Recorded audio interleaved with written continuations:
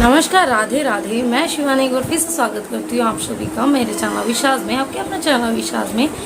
तो जैसा कि आप सभी जानते हैं, निर्जला एकादशी आ रही है, तो उससे रिलेटेड काफ़ी सारे जो लोग हैं ये क्वेश्चंस पूछ रहे हैं, और वैसे भी वीडियो बनाना बनता है इस चीज़ पर कि निर्जला एकादशी आखिर है क्या। तो जो निर्जला एकादशी के बारे में हम लोग बात करेंगे। सबसे पहले मैं यही कहना चाहती हूँ कि अभी तक चैनल को सब्सक्राइब नहीं किया तो सब्सक्राइब कर दीजिएगा, बेल बटन दबाना बिल्कुल ना भूलें ताकि नए वीडियो का नोटिफिकेशन आप तक आते रहें जल्द से जल्द। और इसी के साथ हम आगे बढ़ते हैं, ज़्यादा टाइम ना लेते हुए शॉर्ट वीडियो बना रही हूँ क्योंकि आप सबका भी टाइम बहुत ही कीमती है। तो निर्जला एकादशी, जैसे कि नाम से ही आपको पता लगता है, निर्जल यानी कि बिना जल के, और इसे भीमसेनी एकादशी भी कहा जाता है। ये ज्येष्ठ मास की शुक्ल पक्ष की एकादशी को पड़ती है। अभी ज्येष्ठ मास की शुक्ल पक्ष की एकादशी आ रही है, आप सभी को पता ही है। और जो है इस एकादशी को आपने करना क्या होता है, इस एकादशी को आपने जो है बिना पानी पिए व्रत रखना होता है। आपको आचमन जो होता है ना, जल आप लोग पूजा पाठ करते होंगे, उसमें आचमन होता है ऐसे छोटी सी चम्मच, तो उसमें आचमन आपको 4 आचमन जल तक का पीने का जो है छूट होती है, अगर आप चाहें तो पीना। बाकी आप चाहें तो निर्जला पूरी तरीके से भी रख सकते हैं। द्वादशी को आप व्रत का पारण करेंगे। पारण करने के टाइम पे आप सबसे पहले जो भी अपनी पूजा वूजा निपटाएंगे, पूजा पाठ और जो भी जाप वगैरह आप करते हैं, नहा धोकर घर की क्लीनिंग करके सुबह के टाइम में, फिर उसके बाद आपको क्या करना है, प्रभु का भोग निकालना है, पंडित जी का दान निकालना है। दान में आप खिचड़ी भी दान कर सकते हैं, चाहे वो बनी हो चाहे बिना बनी खिचड़ी, यानी कि चावल और दाल, उस पर कुछ दक्षिणा रख के आप पंडित जी के नाम के निकाल दीजिए। हो सके तो उनको दे करके भी आ जाएंगे। और आप अपने कान्हा को भी चावल से बनी हुई कुछ ना कुछ चीज़, खिचड़ी, खीर, पोहा, आप ऐसी कोई भी चीज़, कड़ी चावल, दाल चावल, जिन्होंने शुन्नू को गोद में लेकर के वो भीड़ का हिस्सा पार कराया, क्योंकि हम लोग बहुत ज़्यादा आगे पीछे हो गए थे। सकते हैं। तो ये तो हुआ व्रत करना और व्रत खोलना। लेकिन अब बात आती है कि हम तो बीमार रहते हैं, या हमसे प्यास सहन नहीं होती, या किसी को गर्मी का टाइम है, डिहाइड्रेशन हो जाती है, तबीयत ज़्यादा ख़राब हो जाती है। तो उस केस में आप फलाहारी व्रत रख सकते हैं, आप पानी पी सकते हैं, आप फल खा सकते हैं, इस तरीके से आप व्रत रख सकते हैं। या फलाहारी व्रत आप सिर्फ पानी वगैरह पीकर रख सकते हैं, जैसे कि आप कुछ खाएं ना, जैसे कि मैं रखती हूँ, मैं कुछ खाती नहीं हूँ लेकिन पानी वगैरह मैं पी लेती हूँ, ठीक है। क्योंकि पहले मैं निर्जला रखती थी, तो बीच में एक व्रत में काफ़ी सारी प्रॉब्लम हो गई थी, क्योंकि मैं 1 घंटे में बिना पानी के नहीं रह पाती हूँ। निर्जला में बहुत लंबा समय हो जाता है जब बिना पानी के रहना होता है ना। तो आपका देखो, भगवान भी आपको कष्ट में देख करके खुश नहीं होते हैं कि हमारा जो भक्त है वो इतना कष्ट में हो रहा है, और अगर हम फिर व्रत कर रहे हैं तो वो उनको खुश करना कम और टॉर्चर करना ज़्यादा हो जाता है कि हम आपको भगवान भी टॉर्चर होते हैं कि पता नहीं क्यों भूखा है मेरे लिए, है ना, क्यों प्यासा है मेरे लिए। तो अगर आपको ऐसा लगता है आपके अंदर सामर्थ्य है निर्जल रहने का, तो ये आप निर्जल रहिए, वरना पानी पी के या फ्रूट खा के आप व्रत कर सकते हैं। अब बात आती है उन लोगों की जो बिल्कुल भूखे भी नहीं रह सकते, या जिनकी दवाई गोली चल रही है। आप कैसे निर्जला एकादशी का व्रत करेंगे या किसी भी एकादशी का व्रत करेंगे?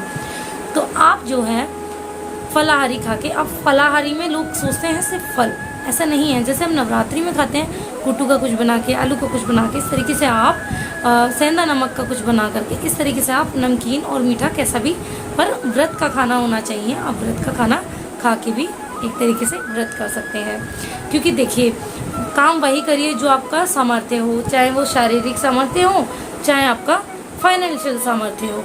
तो आपका शारीरिक सामर्थ्य देखते हुए आपको जैसा सूट होता है वैसा व्रत कीजिए। बात यह है कि आप एटलीस्ट व्रत के दिन तो, क्योंकि देखिए काम धंधे वाले लोग होते हैं, उनको जाने जाने झूठ बोलना पड़ता है, ये आप और हम सभी जानते हैं, नहीं तो वो कमाएंगे कैसे, है ना। तो ऐसा ही होता है।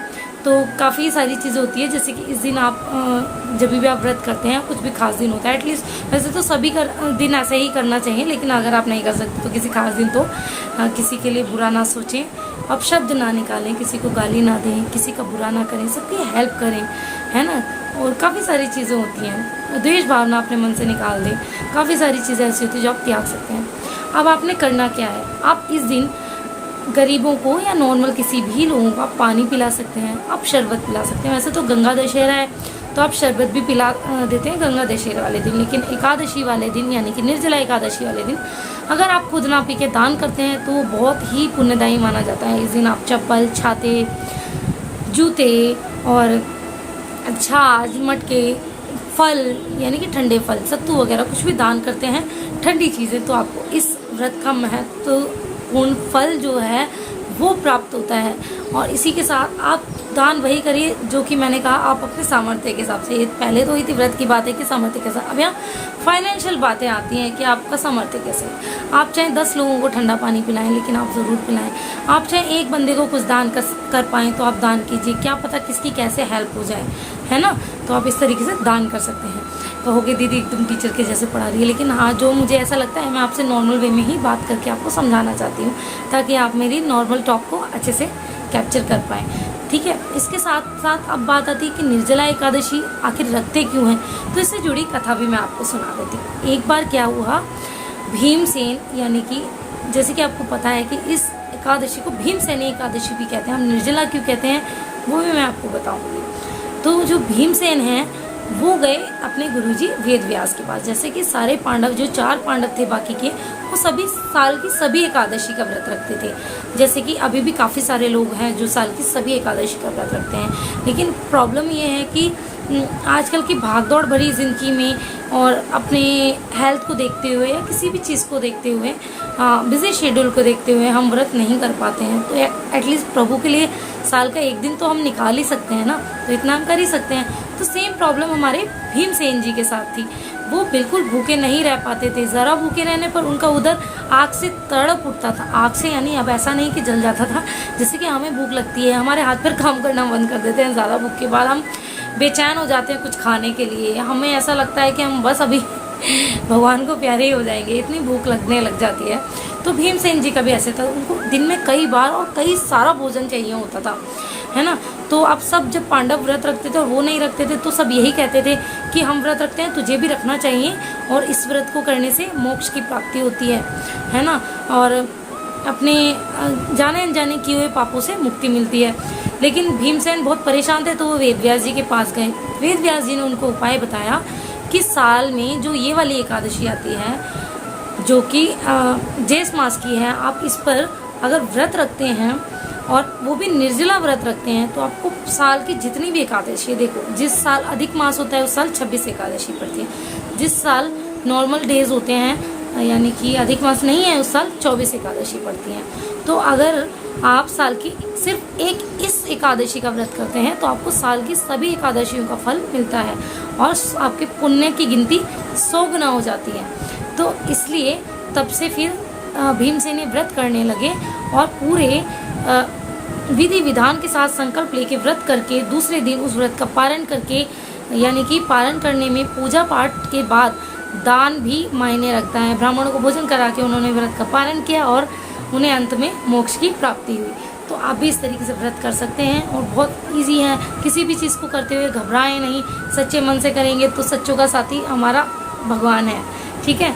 हाँ, सच के मार्ग पे परेशानियाँ थोड़ी आती हैं, कठिनाइयाँ आती हैं, लेकिन भगवान आपके साथ है, ये भी भगवान हमेशा आपको महसूस करा देते हैं। और बात आती है कि इस बार या कभी भी महीने में 2 एकादशी, यानी कि एक दिन और 2 दिन एक साथ एकादशी आ जाती है। अब लोग सोच में ये पड़ जाते हैं कि जो दशमी युक्त एकादशी है उसका व्रत करना है या जो द्वादश युक्त है उसका व्रत करना है। तो आपको जो है द्वादश युक्त एकादशी का व्रत करना है, क्योंकि इसमें द्वादशी के पहले के जो 4 घंटे होते हैं, अगर हम उसमें कुछ खा लेते हैं तो वो हमारे अच्छे नहीं माने जाते, लेकिन अगर हम उसमें व्रत रखते हैं तो बहुत ही शुभ माने जाते हैं। तो हमें इसीलिए द्वादशी युक्त ही व्रत करना चाहिए। और जो भी वैष्णव जन है वो हमेशा द्वादशी युक्त एकादशी का ही व्रत रखते हैं। अब ऐसा नहीं कि आप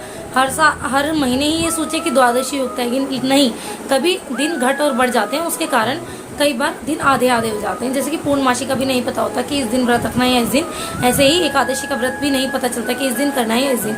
तो आप ये चीज़ गांठ बांध लीजिए कि जब भी 2 एकादशी एक साथ पड़ती है तो आप दशमी युक्त का व्रत ना करके आप द्वादशी युक्त का व्रत कीजिए। इससे क्या होगा, आपका जो पारण होगा वो द्वादशी के वो पहले 4 घंटे जो है उसके बाद होगा।